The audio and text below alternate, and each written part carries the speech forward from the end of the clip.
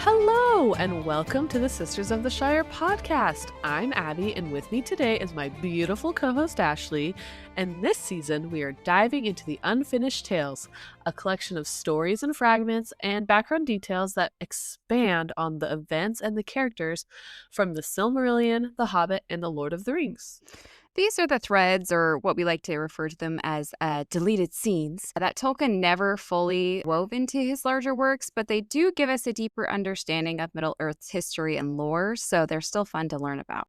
Yes, even though there's a million of them. I'm sorry, there's a million of them. There's a million.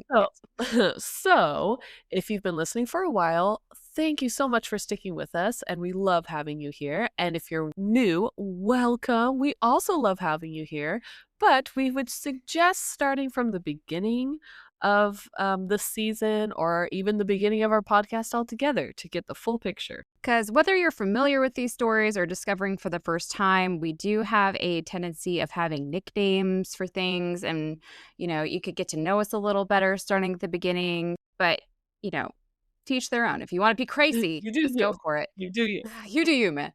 But our goal is to help break down these stories, keep things easy, have some fun, but also nerd out hardcore at the same time. It teaches some stuff. And teach you some stuff. Well, because there's a lot of stuff.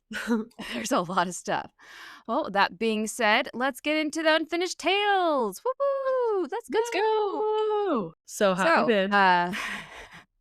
On our how many times did we attempt recording? We're having some technical difficulties this week. It was 4 times tried. Yeah. I feel like we've been here before, but knocking on all the wood that things go well. Yeah. Can I tell you something cool I did this weekend? Yes, please. So I think I mentioned on the podcast before that my kids just had birthdays, and my mom got them gifts of like experiences. So my older child got to do indoor skydiving, and so yesterday my daughter got to do her experience, and it was going to a zoo and having like one-on-one animal time, like she could actually pet them and hold them and things like that. And so we got to do that yesterday, and we got to hold, because the one that we got to hold the most was because it was smaller than her, so she actually got to like hold it, but was a fennec fox, like the tiny little like bat-eared foxes, and they're like the size of like a cat, like a really small cat, and they're really cute and they're so soft. And his name is Finley, and he was so cute, and he was like the happiest little thing, and it was so fun. She loved it. And then she got to feed and pet a bear cat, which kind of looks like a you'll have to look it up, but it kind of looks like a it's hard to explain. It kind of looks like a wolverine mixed with an otter mixed with a panda mixed with a something else. And I think there's like something about it that says like it smells like popcorn or something like that. I think that's the right animal that they say smells like popcorn. But the first thing I thought of was that is Shredder. Yeah. Like it kind of looks like an otter to me. It looks like a ginormous rat from the first picture I saw. I'm sorry. A bear cat, yeah. And then she got to feed. That is terrifying. I don't like it. It was so sweet. I don't like it. And then she got to feed and pet a sloth, a 2-toed sloth. And she got to hold a alligator. And which of all of those do you think was her favorite? Between the bear cat, the sloth, and the alligator? The fennec fox and the alligator. That she was like so stoked on. The alligator. I was gonna say, but I feel like Luna is just contrary to every thought I have. So yeah, maybe it was the alligator. I should have gone with my gut. Yeah, I'll send you the picture. Like, it's the biggest smile of the day. It was her holding this alligator, and it was so funny because she held it like a baby, and it fell asleep. Oh, I know. Do they purr? Purr is not the right word, but Yeah. Huh. She was so Interesting. excited. That's But hilarious. my favorite though was they had like a petting zoo of like chickens and goats Yeah. and alpacas and stuff for like the littler ways. And we walk in and the alpaca just goes straight for Oakley, and Oakley's like, "No!" He like put his hand up. He put his hand up to the face of the alpaca, like, "Please stop, sir. I have a personal space. You will not be getting into my Please personal stop. space." I don't like that. Yeah. Just start singing. Yeah, it was pretty funny. His like, "Absolutely not. You get out of here." That's adorable. Was this all at the And Portland Zoo? no, it was a different zoo by the coast. Oh, okay. It's kind of Oh my smaller. god. It's like We not should like it go to doesn't the have like Portland Zoo. cheetahs or anything like that. It's Yeah. just like a smaller zoo, but But I mean, the fact that you can have that one-on-one experience though is pretty cool though. I know, and I didn't know this, but they have little fennec foxes sound like squeaky toys. Like Oh my gosh. Of course. I know. It was pretty cute. And then it was really funny too because there were kangaroos and they were like as big as Oakley. Like I don't think they maybe they're kangaroos. I know that like wallabies kind of look like kangaroos, but they're smaller. But it was like this, I think it's a kangaroo, a smaller type kangaroo. And like Mm. it kept like standing like locked eyes with Oakley, and I'm like, "Are you guys gonna fight?" I was like, what are you guys doing right now? Like, are you intimidating Who would them too?" win? Yeah. At least it wasn't those scary 6 foot kangaroos that have like six packs and they're like scary looking. Yeah. Those things are Yeah. terrifying. To all you Australian listeners out there, you probably know what I'm talking about. They're very terrifying. Yeah. Anyway, so that's the fun thing we got to do. I will send you some cute pictures of Yes, please. Luna enjoying little critters. But That sounds something like Lizzie would like. I have to look into that. Even though it's funny, I asked her what she wanted to be when she grew up the other day, and she goes, like an animal doctor, like a vet. And I'm like, Lizzie, you are terrified of your cousin's dog. And it's a little French bulldog. Like it is like the cutest little pile of cuteness ever. And she is like hyperventilating, terrified of this dog. And I'm like, you're gonna have to know that. There's some funny stories out there. I will have to tell you another time. But I'm like, if you want to be a vet, you have to take care of all the animals. Luna wants to be said it was like a few years ago that she wanted to be an animal doctor specializing in unicorns. So well, they need vets too. I mean, okay, they need vets they do. too. I have to send you a video. Nora wants to be a unicorn animal teacher, drawing teacher. Oh, we need more of that. I have to send you the video. It's the most adorable more thing of those ever. in the world. Yeah. Oh, little girls and their unicorns can't handle it. I know. Okay, but anyways, Speaking of mystical, magical things, yeah, no unicorns in Tolkien's world, unfortunately. But Shadowfax is the closest we'll get. I know. Well, and I'll take it. I'll take it. Shadowfax is beautiful. We last left Turin and his outlaws adjusting to their life in Mime's cavernous home. And because they were pretty comfortable there, they had good shelter, they had good, enough food. They were able to kind of just chill and just relax for once. They weren't constantly needing to go raid and pillage and plunder. Mime had his secret craft room where he was training to regain his lost skills, and only Turin was allowed in there. We found out he was allowed in the secret craft room. He has a best friend like beaded bracelet, like or like a woven little best friend bracelet, like you're allowed in the club. Only a few of the outlaws, including Turin, did figure out how to get in and out of the cave because apparently it was really complicated. So only trips every now and then were kind of done, and if they did happen, it'd be in small groups to not get lost. They did establish a system of guard postings and making sure there was a watch at all times so that they knew what their surroundings were like. But as winter set in, they're inside more.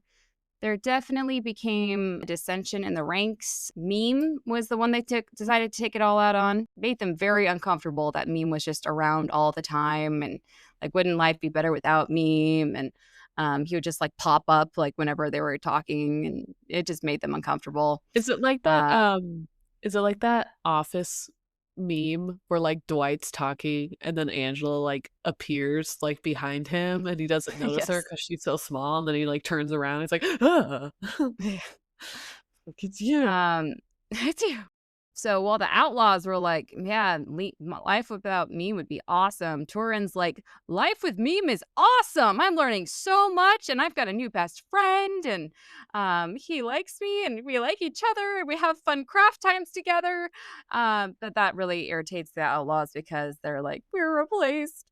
And then Meme gets replaced because Belleg returns. And, we had multiple versions of how he came, but basically he came to the cave and he had the dragon helm with him, his creepy sword, and the lembas from Melian. And we had this weird glimpse into a awkward moment with Belleg and Turin because Turin is the worst. He's like, I don't want anything from Doriath because I'm Turin and I'm the worst, and I won't have anything to do with the place that like raised me and like gave me shelter and knowledge. And, yeah. And Belleg is like, well, then you should give back your sword and you should give back your mail and take it all back because, a lot of what you are today is because of Doriath. So be grateful, son. And he's like, yeah, okay. So with Belleg at his side, Turin decides to make some good choices, and he gathers an army, which we didn't know about, that's different from the Silmarillion. And the land becomes the bow and the helm, and they work together, and they're pissing off Morgoth by fooling his plans and kicking orc butt, and word spreads of their victories, and they become kind of like those legendary folk tales of rebellion and outlaw and all that. Do you think Derek from the band has a song about them? Maybe, but I don't know. Derek is friends with the dude that Turin killed but didn't kill, so he's probably not talking. He doesn't want to sing nice things about Turin. Yeah. Hey, you never know. He's Maybe best friends with Cyrus. Play the greatest hits. And he's like, fine. And then we found out that word even reached as far as Nargothrond, where Orodreth, who's the leader at the time, refused to get involved and help Turin with his soldiers, but he did offer some kind of indirect support, which is very vague. Like maybe he gave him supplies or something, or I don't know. And this was done possibly at Thingol and Melian's urging because they still wanted to keep him safe, but knew that he wouldn't take any of their help. So yeah, it's kind of where we left things. Okay. So with the bow and the helm reunited, and according to the Unfinished Tales version of events, they had an army behind them, like I said.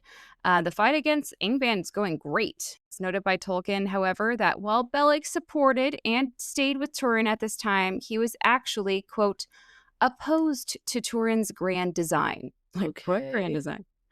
It's because it's not really clear that he's like got this big plan, because I don't think Turin's really the planning guy. He's more impulsive and just kind of goes for it. But I think he's referring to the fact that Turin has an army and is creating this show of force against Angband. Okay. Because Belleg prefers him to be back home in Doriath and fighting like they were before.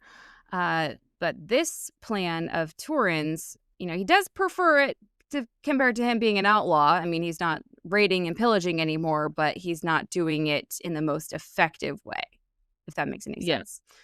And what's interesting is that Beleg's idea of bringing the dragon helm of Dorloman was actually like in the hopes that it would remind Turin of those times in Doriath and would persuade him to come home. He's like cleaning out his bag and it tumbles out. It's like, oh, how did this get in here? Oh, and he keeps looking at Turin like, remind you of anything else? Stirring up any old feelings? Uh-huh. And then he says, quote, "It seemed to him that the dragon helm had worked otherwise with Turin than he had hoped, and that he foresaw with a troubled mind what the days to come would bring." Hmm. He's not a very positive person, is he? He's not a very I, happy-go-lucky kind of guy. I mean, how many elves are, though, is the question. True, true. Yeah. And then Christopher makes a point of saying that this isn't very explained in the appendix, and that only, quote, "scraps of his words being Beleg's words, with Turin on these matters are preserved." So, like, we only have just little bits. Like, it's further proving my napkin thought theory that, like, he just has these little, like, what if this happened? And then, okay. And then, like, he got distracted. And then, okay. And then, oh, another idea. I'm going to write this down. Like, so I literally just imagine him with these scraps of paper, piles of napkins, and being like, what am I supposed to do with this, Dad? He's going through it and he's like, okay, there's a snippet of a conversation on this one, but then there's a picture of a cat on this one. So I don't know. What does it mean? So one of these scraps of words with Beleg and Turin, so they're both sitting in Amon Rudh together, or as it is called at this point in the Unfinished Tales, the Camp of the Faithful. When Turin notices that... Faithful or fateful? Faithful. Because they're faithful to the Valar, faithful to not Morgoth. I don't know. Because all right, okay. It's funny to think about. Like, they actually don't have like a one thing that they're believing in. Like, they don't believe in the Valar necessarily. So yeah, interesting that they call it that, but okay. Anyways, he turns around, he notices, Beleg looks a little sad. And he says to him, quote, "Why are you sad and thoughtful? Does not all go well since you returned to me? Has not my purpose proved good?" What a weird thing to say. Like, aren't you so glad to be around me again? Like, what a weird thing to say. I don't think I would ever say that to like a friend of mine. Like, aren't you so happy to be around me again? This was like your favorite thing. But also, like, I've been good since you came back, haven't I? I've been making good choices. Aren't I making such good choices, Beleg? Like, I'm doing so good.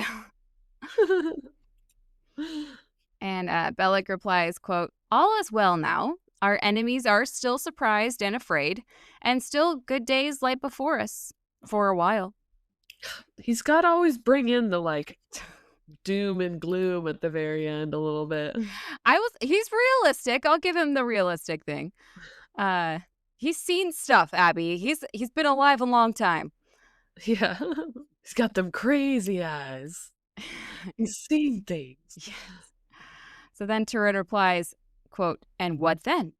Like, and what are you worried about after that while is done?" And Beleg says, quote, "Winter. And after that, another year for those who live to see it." Positive. Mm-hmm.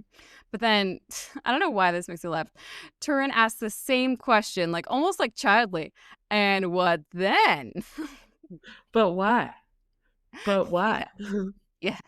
But why though? And here Beleg comes to the heart of the matter as he says what he is truly worried about. He says, quote, "The wrath of Angband. We have burned the fingertips of the Black Hand. No more. It will not withdraw." Ooh, I like that metaphor. Or is a metaphor? I know. That's a cool one.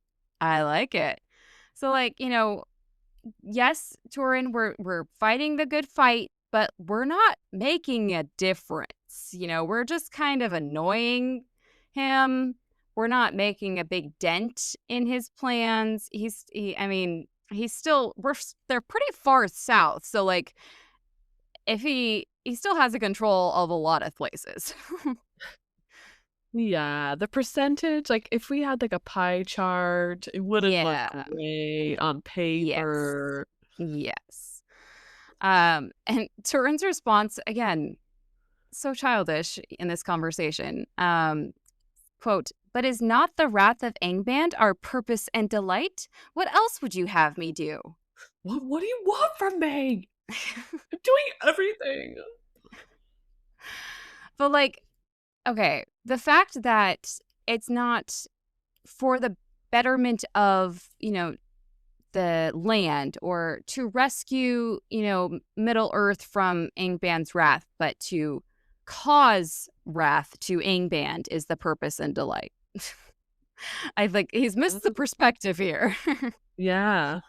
What is it like, in all the movies, it's like, don't ever go into it just seeking revenge, or it's like never gonna Yeah. like, you have to have like a more righteous reasoning instead of like, Yeah. I'm grumpy because you did this thing at me. It's like, well, you gotta have a little bit more than that, or it's not gonna really Yeah. work out. Yeah. Well, Beleg responds, quote, "You know full well, but of that road you have forbidden me to speak. But hear me now. The lord of a great host has many needs. He must have a secure refuge, and he must have wealth, and many whose work is not in war. With numbers comes the need of food, more than the wild will furnish, and there comes the passing of secrecy. Amon Rudh is a good place for a few. It has eyes and ears, but it stands alone and is seen far off, and no great force is needed to surround it." So Okay. he's saying, yeah, like if you want to be the lord of, this land, that's fine, but let's think this through here. Like if you want to be the lord of this army, okay, you have to have, these qualifications to be successful. And where we are, I don't think we're going to be successful. It's like you're doing it wrong. Yeah. um, It's like the trope of like, we can do it, we can take them. It's like, look around a little bit, yeah, okay? It's be a little realistic here. It's probably not gonna be great. yeah. So Tolkien has two different versions of replies from Turin here, just to make things complicated. So, option number one, quote, "Nonetheless, I will be the captain of my own host, and if I fall, then I fall. Here I stand in the path of Morgoth, and while I so stand, he cannot use the southward road. For that in Nargothrond there should be some thanks, and even help with needful things." Okay. So So basically, like, at least I'm the captain of my own army. I'd rather have that freedom myself. I am still stopping him from extending further. I'm at least helping with that. Even Nargothrond should be thankful for that, because they're southward. So, there is that. It does come off a little cocky, I will say. If I fall, I fall. what? Do From you really mean Turin? that? No. Yeah. Cockiness from Turin? That's crazy. And it makes me wonder, is it the independence that he likes? Like, is it not having, like, him being answerable just to himself? Or Mm, is it the glory and, like, I guess, yeah, cockiness of being the captain of an army that he likes? Because that's two different things. yeah. I don't So, know. right? He gave us Okay. too many options. I know. Okay, well, now here, let's option number two. Okay. So, quote, "I wish to rule a land, but not this land. Here I desire only to gather strength. To my father's land in Dorloman my heart turns, and thither I shall go when I may." So he So which one do likes we... Dorloman now? No, Dorloman is I'm his homeland. confused. Doriath. Doriath. Like, Oh, that's yeah, right. different. Yeah, no, Come I feel like on. that's a very valid mistake because they both start with Dor. So in this case, he's more talking about like, I'm just gaining strength. I'm just gaining my people now and kind of, securing my rule of these people. And then we'll go to Dorloman. I'm just like, this is just my starting point. I'm moving on from here. This isn't my end game. Okay. Dorloman is the end game. Um, and I feel like, this option is interesting of a response because it hints at, a further goal that maybe Beleg could be on board with. Like, he's not going to go back to Doriath, but at least he's, walking in the footsteps of his father and that kind of aspect, that he's going to take back his homeland and, rule that. It's for something So, noble instead of being like a yeah, teenager. It's like, I'm mad. yeah.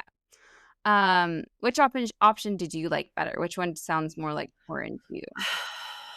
I mean, I feel like the second one is more like, because he's so like, I'm my own person. Like, I don't need the help of the elves. Like, I love my father and things like that. So I feel like he would be more like driven by going back to the land of his father. You know what does that make sense? Mm-hmm. Like, Yeah. he's very like, he's very sensitive about his mom. He's very sensitive about family. So I think that's very uh him of On like, point. Yeah. I'm honoring my family, Yeah. the people Um, who didn't raise me. yeah. And, while I would hope, the second option to me sounds like a growing up, a more mature Turin that, we're hoping he will be. I feel like the first option definitely sounded a lot more like the Turin we've known, just like, Huh. but I'm my own captain, just very kind of spiteful and pouty. But I'm in charge. Yeah. Me. Another, I'm just going to call them napkin thoughts. That Tolkien thought to mention here is kind of referencing what Beleg was saying earlier about how their enemy was still surprised and afraid of them whenever they attacked. Like, that's a good thing, but also, eventually an army, will fight back or outsmart or, if they just keep winning over and over again. And he's like, that's a good thing. But it's a little suspicious. uh, Suspicious. yeah. And according to this thought, Morgoth may have actually held back his forces here on purpose, and that the enemies, the helm and the bow, were fighting were actually forces that were more like feints of attack, like sneak attacks, trick attacks. Quote, so that by easy victory, the confidence of these rebels might become overweening, or basically like cocky, as it proved indeed. Okay. So, in other words, like Morgoth is kind of letting them have these victories so that they get cocky and so that they They make a slip mistake. up. Yeah. They think Which it's too just, easy. yeah, very on point for Morgoth. He is so conniving and so good at playing the long game that I feel like that actually does make a lot of sense. Um, and And uh, I feel like oh, he knows like how they work think, things out. Like yeah, that's how he was so easy to like manipulate other men in this story of like, oh well, blah blah blah. And they're like, you know what, you're right. like yeah, like you're yes, making a lot of sense. Because yeah, I feel like he knows them so well that he's like, oh, this will work easy. mm-hmm. And I Simple mean, man. just to explore that thought further, uh, Turin's father, is still having to watch all of this from afar. Oh my gosh, So I never think about that. Do you think Hurin's like, yeah, Turin, are you kidding me? like, uh-huh. But also, he's I could like, see Morgoth like visiting Hurin one day and being like, "So that boy of yours looked like he's having a lot of victories against my orcs, don't you think?" "Oh yeah, I feel like he's becoming quite the soldier. He's getting so good." look at him go. Yeah, yeah. Look at him go. It'd be so terrible if something happened to him. like, What was that? What was that? yeah, Oh, nothing, nothing. yeah, Just talking to myself.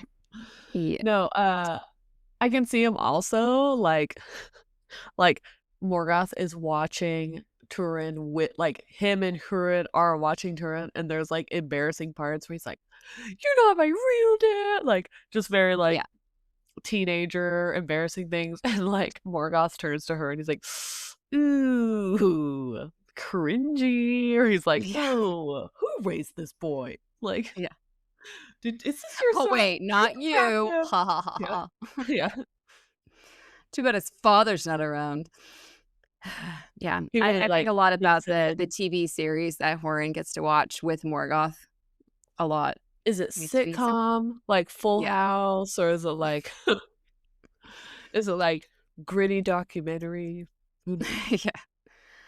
So another napkin thought that we get from Tolkien is a scene involving our buddy Androg, aka Jerkface. So remember a long time ago when he like killed Meme's son with a bow and arrow, and then Meme Oh, like that old thing. That yeah, that old thing thing. that happened. Yeah. And then Meme was like, you need to break your bow and arrows at my son's feet, and then if you take those up again, you'll die. Cool. So apparently, Androg just decided to ignore that, curse that Meme put on him, and decides Typical. to use a bow and arrow again. There might Really be living up something to that said. jerk face name. I know. So during this unspecified occasion, he does use a bow and arrow, but Androg gets wounded by a poisoned orc arrow throughout the unspecified occasion. Battle, skirmish, whatever. Now, Okay. Beleg manages to heal his wound. Quote, but it seems that his dislike, Androg's dislike, and distrust of the elf was not thereby mitigated, and Meme's hatred of Beleg became all the fiercer, for he had thus undone his curse upon Androg. It will bite again, he said. Ooh, Belek can't win in that situation. No. Absolutely not. Okay. Just trying to be nice. I know. And here we have to go back to the Silmarillion, as there is a large gap in the timeline here in the appendix. You might already remember these events, so I'll just kind of quickly summarize. But I have to have some kind of cohesion in the story for it to keep sense in my brain. Plus, I'm telling the story, and this is how I'm going to tell it.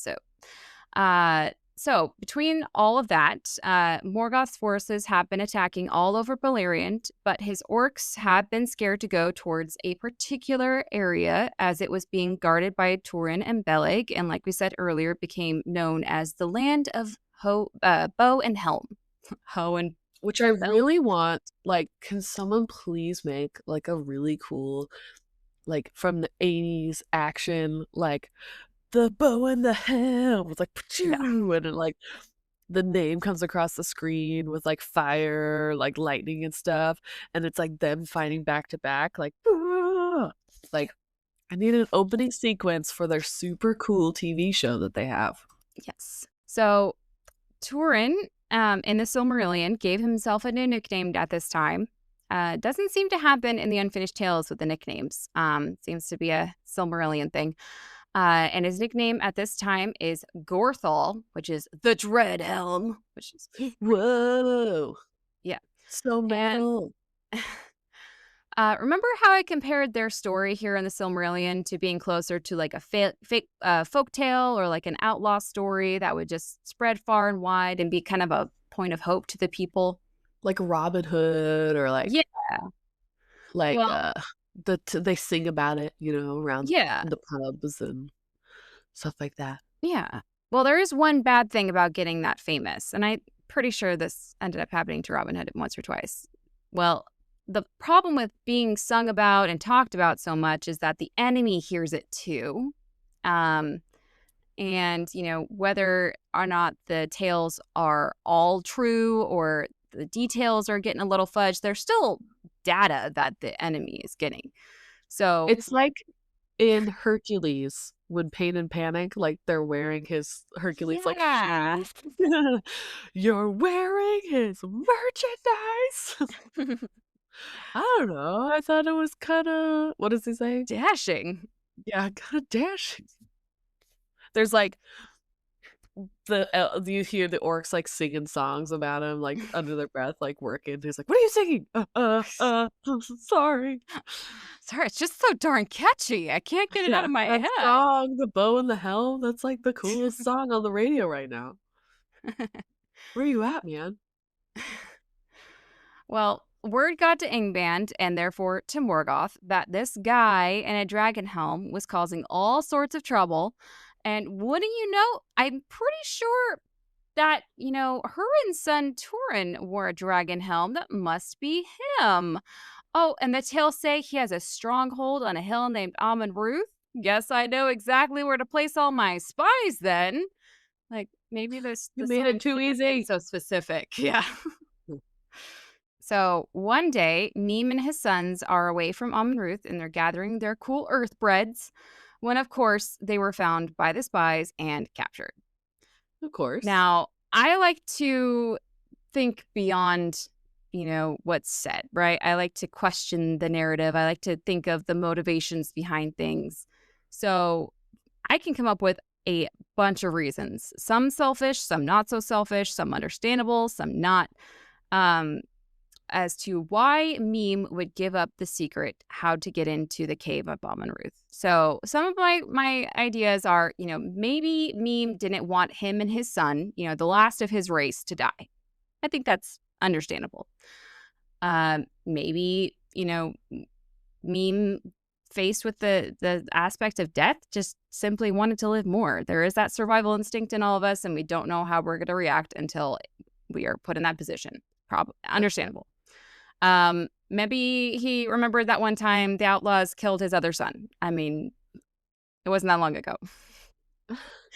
Remember that one time? Yeah. Remember that one time that the outlaws tied him up, and he really didn't like that. So he's got a few good reasonings as to why he would give up the outlaws. But the one thing for sure that he thinks about is his friendship with Turin. So he does say he will only show the orcs the way if they let the Gorthal live.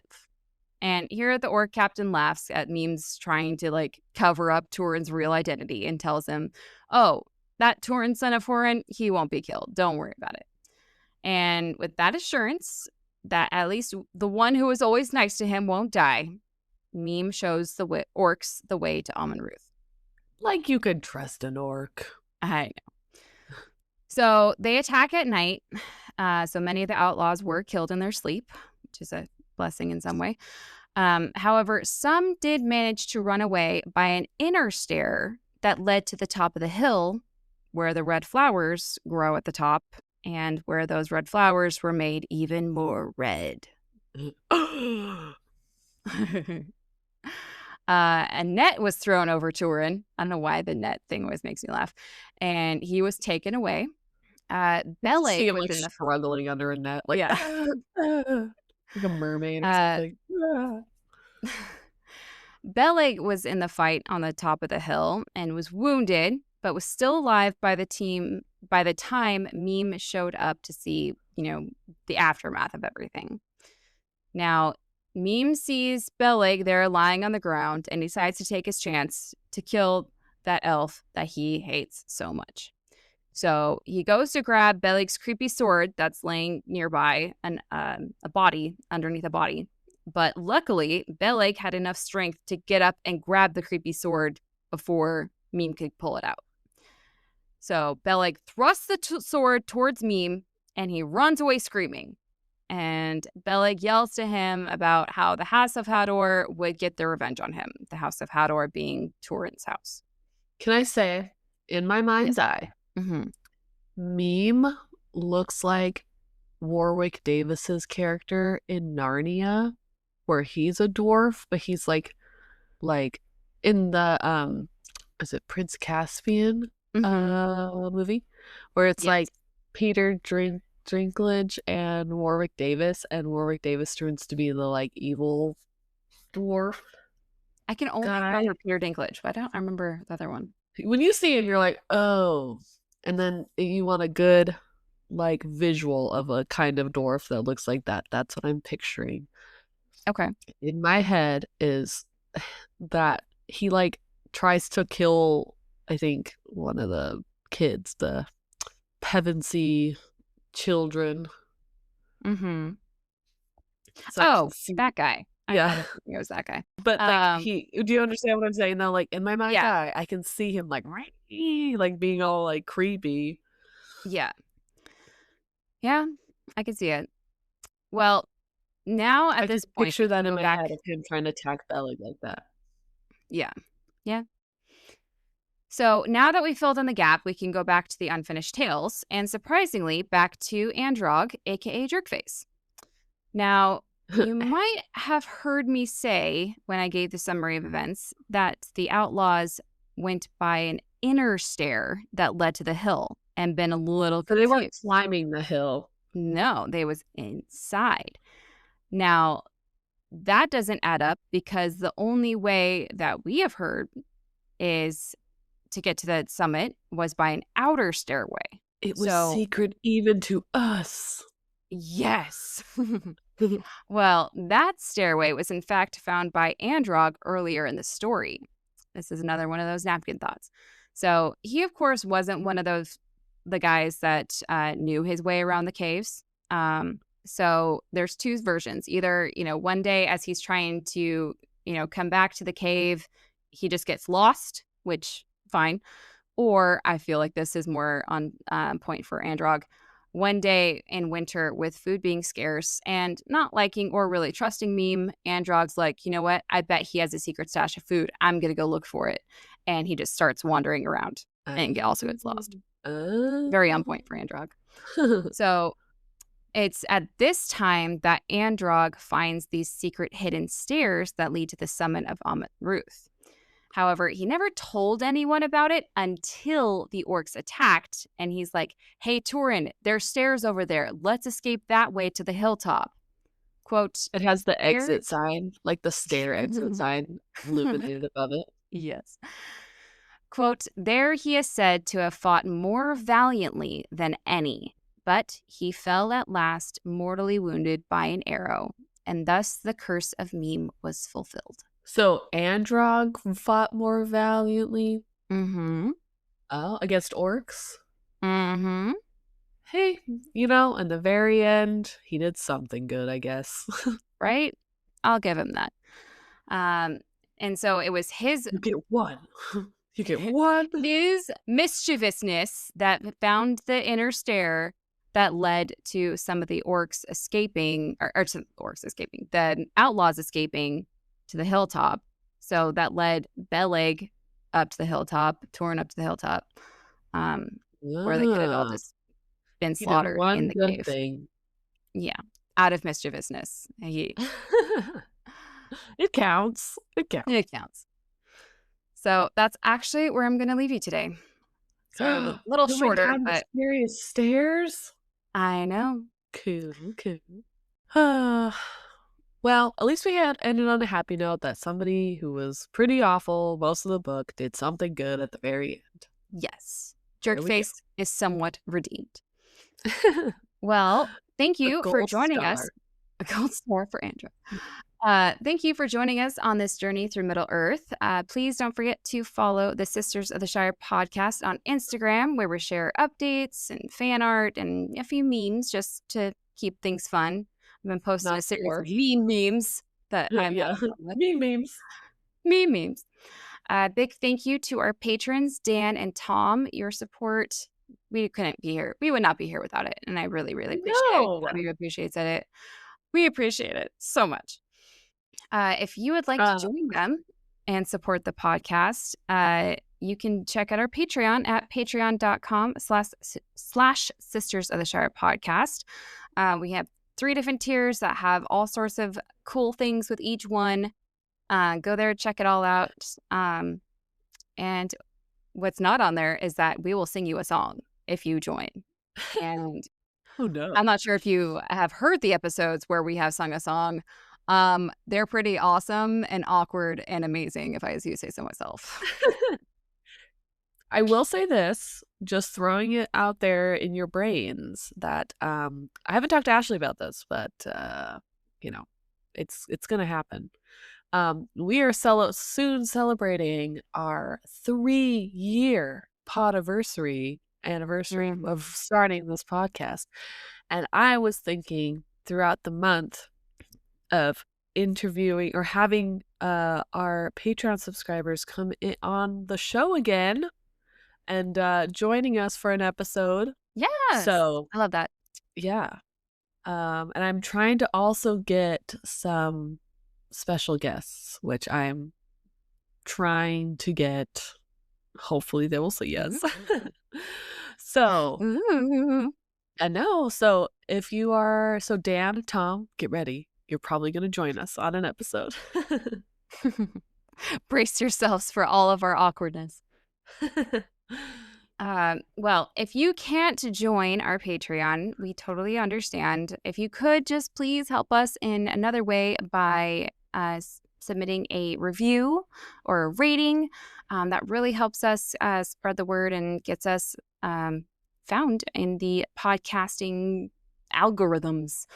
You can also share with a friend, share with a neighbor, share with the random person on the street that you see wearing something Lord of the Rings-esque. I've done that. I'm so sorry for people that I shout out them. Hey, you like Lord of the Rings? I like Lord of the Rings. You're like chasing them down the street. They're like, get away from me. We are now officially up to 20,000 plays. Woo-hoo! Good job, guys. And Abby, guess what? What? Guess what? A new country. We got a new one? How many are left? I don't know. We are now up to world 72 domination. countries. Do you want to guess? Okay, I always guess continent. So I'm going to say Europe. No. Africa. No. Is it an island? Yes. Oh, I don't know. Yeah, I didn't know this island before either, but after looking at pictures of it, I'm like, you get to like live at this place? Literally, I Googled it and it's like, it was talking about all these places that like, it basically is like a cruise destination. Like it's one of those like stops that is made. It's Curacao. And it's a Please spell island. Curacao, but apparently it's pronounced Curacao. That's what the internet says. All right, where is and it that? looks beautiful. I think it's off the coast of Venezuela. It's a Caribbean island country. Oh, of course, it's part of the Netherlands. Tom, what? How is that part of the Netherlands?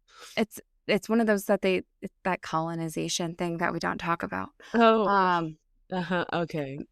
Apparently, it's also the name of a liqueur made from the dried peel of a bitter orange. In case you wanted to know, but it's pronounced different. Yeah.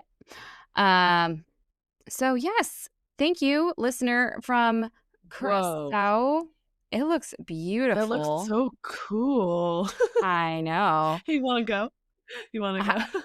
I think do we have a place to stay with our listener? That'd be nice. That looks so cool. Yeah, it looks beautiful. So welcome, like listener. Tale. I know. I'm like, is Moana on there? Who knew? Thanks for giving us some geography that we like didn't know this place. Some people in the world, more people probably knew that this place existed. Personally, did not know that. So I'm excited that I got to learn about a new place to add to my bucket list of place I want to go. Yes. Well, that's all I've got for you for the new countries. Israel did defeat Norway this week. So good job, Dan. Get it, Dan. But also, Norway, are you going to stand for that? Yeah. Come on. Thank you for teaching me today. Dude, get out. So I'm not. You're not allowed to say it. You keep saying it, and I'm just going to keep talking, and we never end. Thank one more time for teaching me today. You're welcome. Until next week. It's giving muffin. Cow. Muffin. Yep. Boy. Talk about that. Tell me who you are. I am Ashley. And I am Abby. And we are so thankful that you hung out with us today. And we hope that you can join us next time. Bye. Bye.